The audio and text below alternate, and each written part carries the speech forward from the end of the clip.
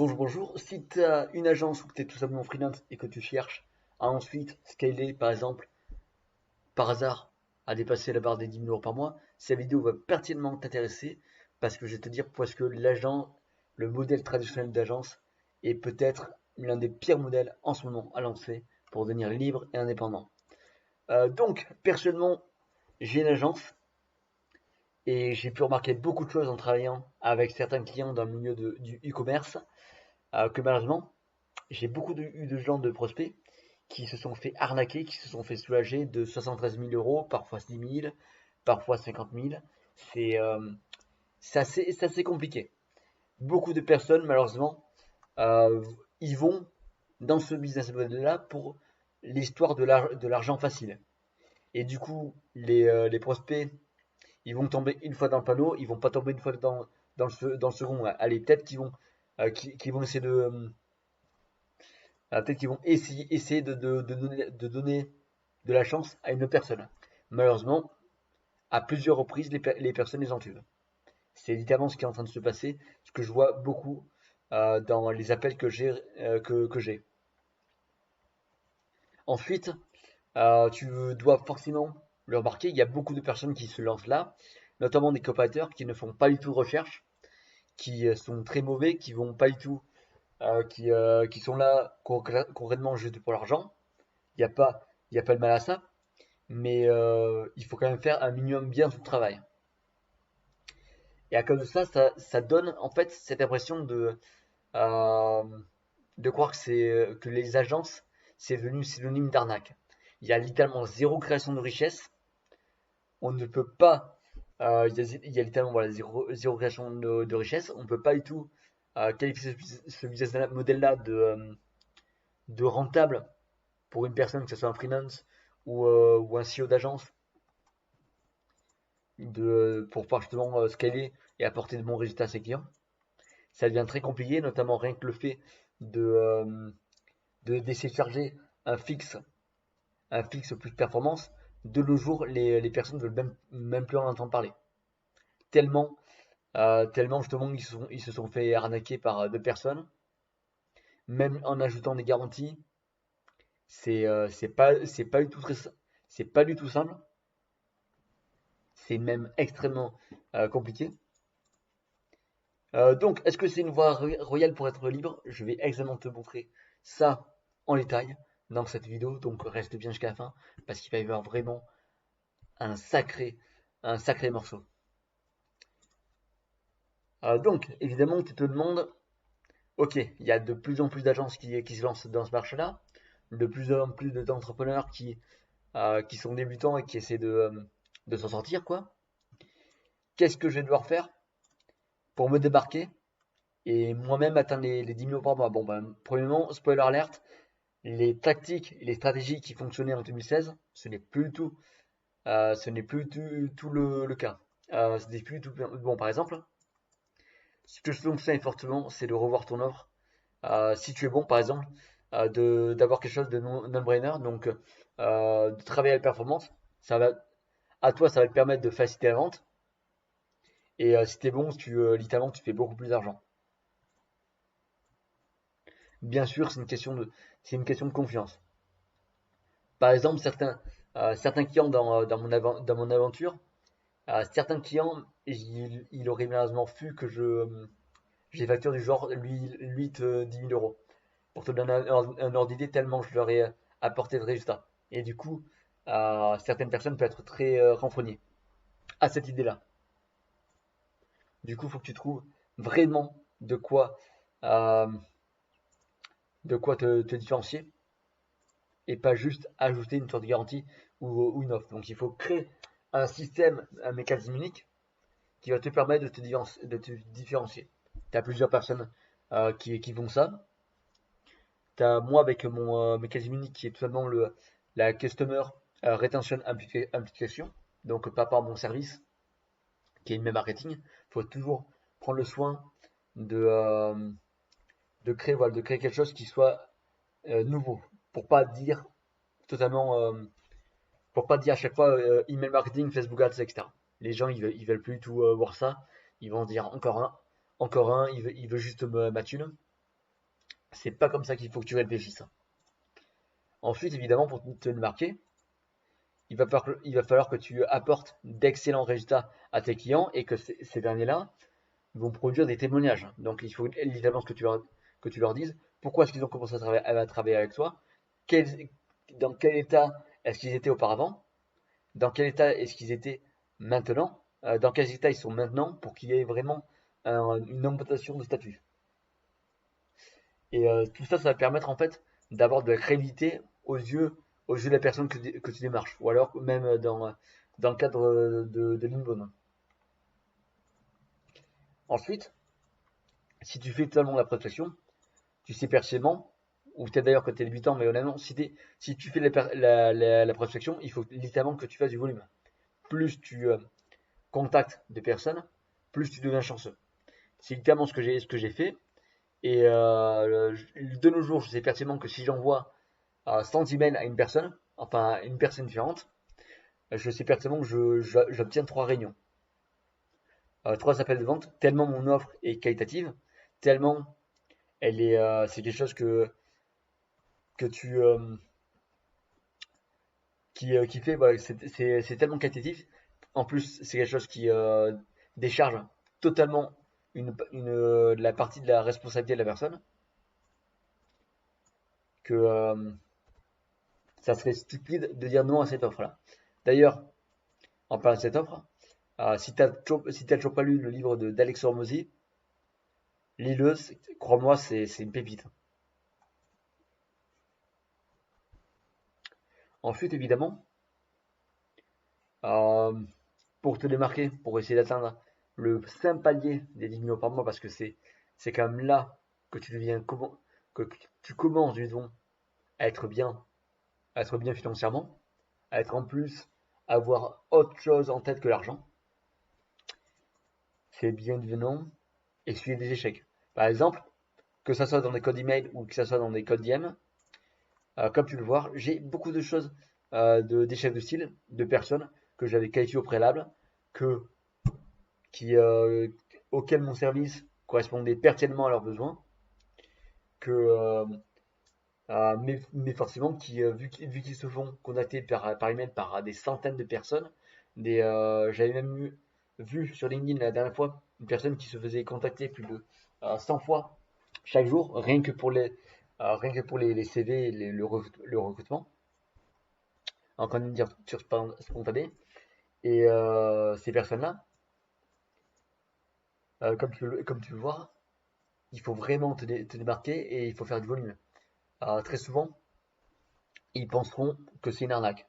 Parce qu'il y a beaucoup de vendeurs de rêves qui sont passés par là alors qu'au final, ils n'ont pas du tout délivré. C'est seulement ça. C'est de nos jours, les noms, c'est plus une histoire c'est plus l'histoire d'essayer de promettre le maximum. Si tu essaies de promettre le moins, au final, tu es invisible. Si tu promets le maximum, là, tu es visible. Par contre, ils vont quand même se dire que tu es une arnaque. Bon, c'est du marketing bourrin, quoi. Mais plus tu obtiens, voilà, plus tu contactes de personnes, plus tes réponses positives, forcément, augmentent. Donc, par exemple, je vais exactement te montrer comment obtenir dans cette vidéo, ces réponses positives-là, pour, par exemple, toujours intéressé par une démo gratuite. Ça, c'était une marque de vêtements. Ça aussi, c'est une marque de vêtements.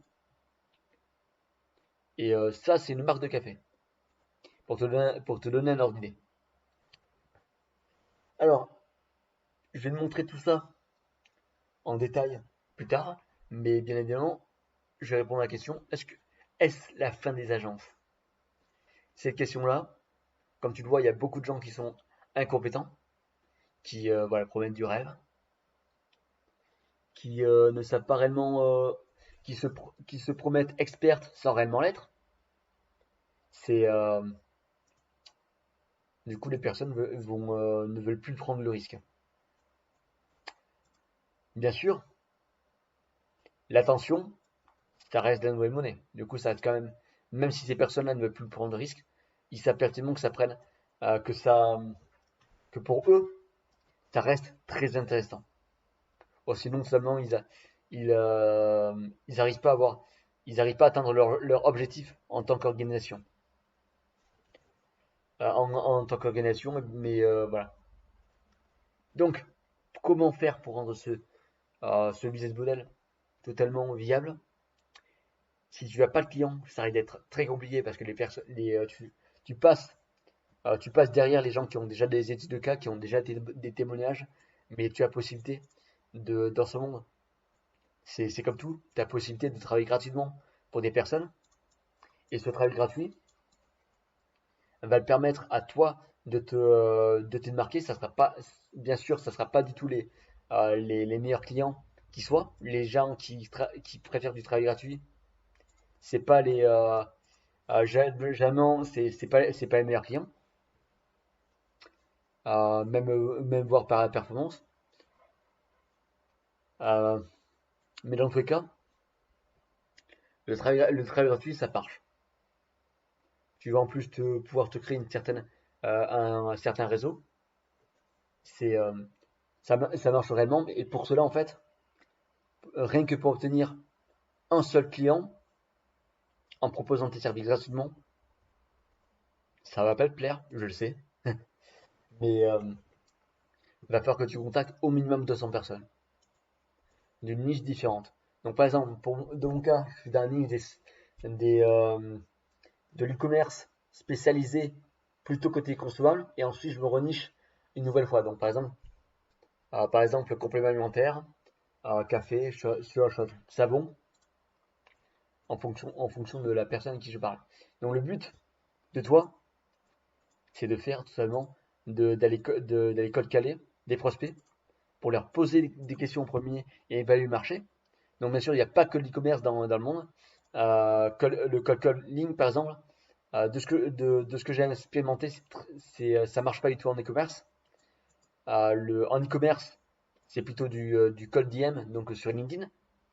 Le cold call, c'est plutôt pour toutes les entreprises dans le BTP, tout ce qui est les concessionnaires d'automobiles. Ce chose, c'est là euh, où tu vas vraiment exploser en termes de résultats. Et surtout parce que totalement, ça te permet tout simplement à toi par exemple, si tu es timide, tu vas littéralement exploser ta timidité en un rien de temps. Évidemment, comment est-ce que tu vas faire pour améliorer grandement tes résultats et totalement les exploser? C'est en investissant en toi. Et tu as certaines formations qui sont très qualitatives, qui coûtent pas cher. Tu en as d'autres qui sont plus chères. Personnellement, si tu avais envie de payer avec, par exemple, le CPF, je te déconseille grandement le CPF parce que c'est vraiment la mauvaise qualité. En investissant en toi, dans des mentors, dans des formations réellement de qualité, c'est comme ça, c'est comme ça en fait que tu te démarqueras des autres. Après, évidemment, c'est garder un œil aux US. Les US, ils sont en avance sur tout le monde. Et quand tu es en avance sur tout le monde, il suffit juste que tu importes les idées des US pour les amener en France. Et c'est bon, tu innoves. Et les personnes en France, ils vont se copier entre eux. Ils vont jamais aller chercher bien loin. Et c'est là où tu as ton avantage assez injuste. T'as les gens en France, notamment pour les grosses entreprises, de 50 000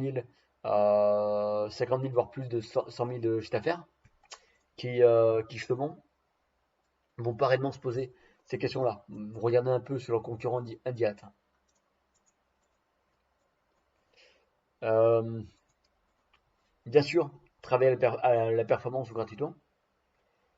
Donc, le travail à performance, c'est seulement ça permet de limiter le risque au maximum.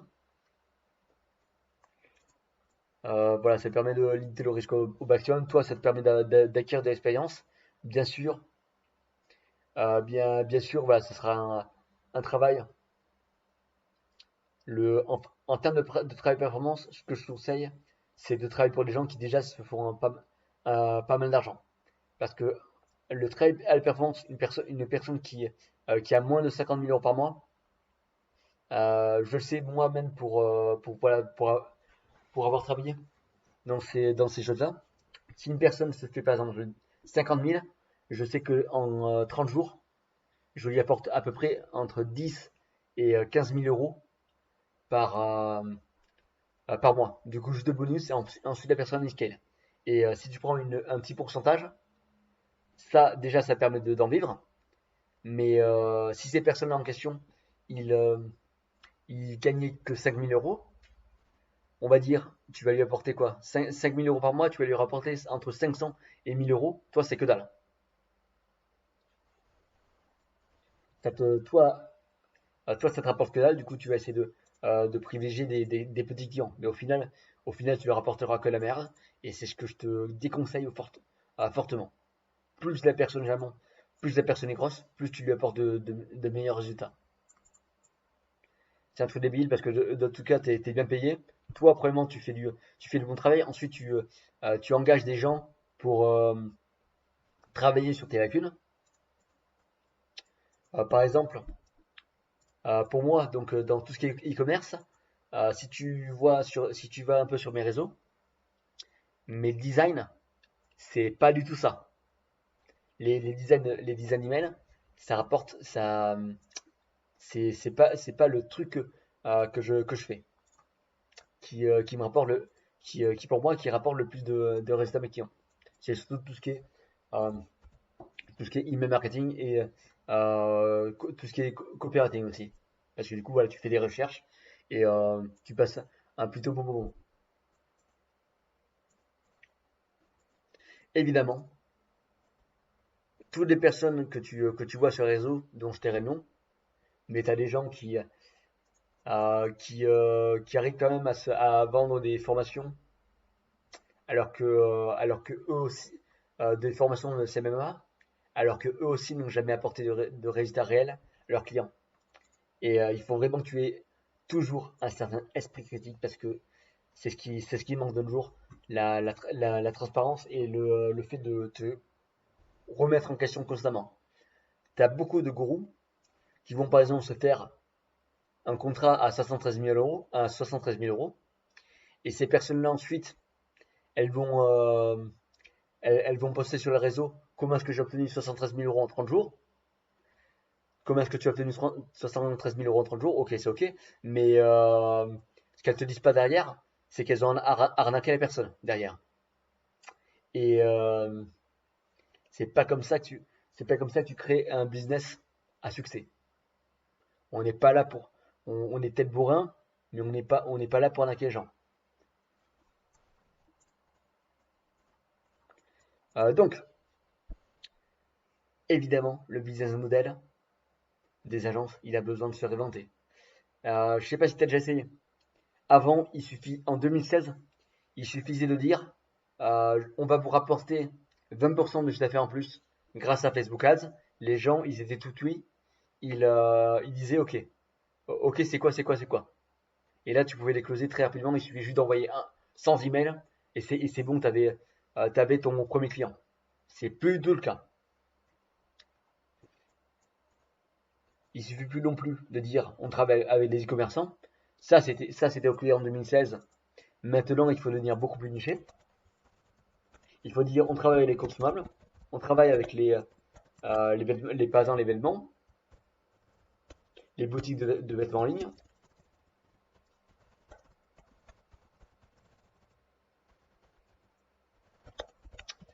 Il suffit plus non plus de dire, de poster sur LinkedIn et de partager son CV.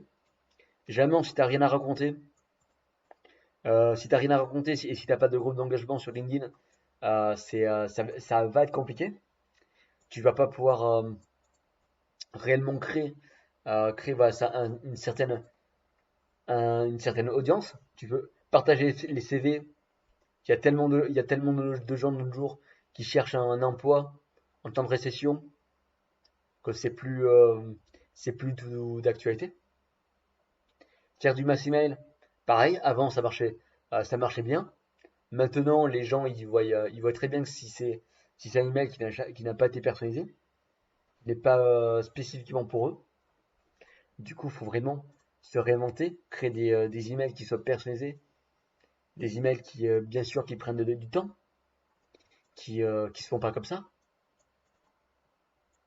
Maintenant, il faut améliorer son expérience client, avoir un certain onboarding de qualité, parce que les gens à la base, ils sont pas juste pour avoir 30% de chiffre d'affaires en plus grâce à une méthode unique.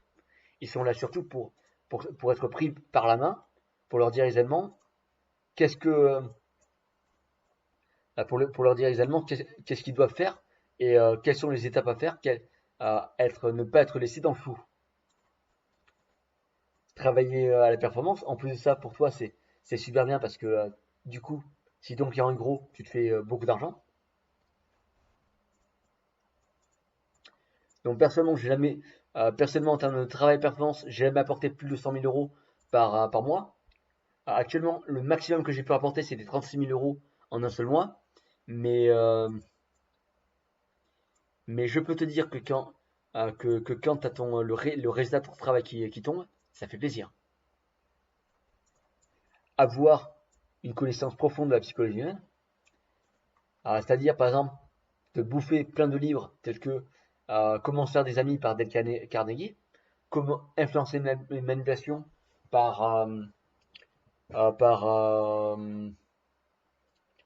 c'est plus long, Georges Caldini ou Robert Caldini. C'est euh, c'est vraiment ça qui va te permettre de scaler. En plus ça, les micro-actions. Et c'est exactement ce que je te montre juste du coup, dans ce petit paragraphe. Les micro-actions, c'est quelque chose de dingue. C'est à utiliser dans toute ta prospection parce que ça m'a rapporté un nombre dingue de résultats. Le but, bien sûr, c'est de toujours donner de la valeur. T'es pas juste là pour demander un rendez-vous comme ce que font 99% des gens. T'es là juste pour leur donner d'abord de la valeur. Ensuite, vu qu'ils ont accepté vu qu'ils ont accepté, ils savent que t'es un expert, que tu sais de quoi tu parles.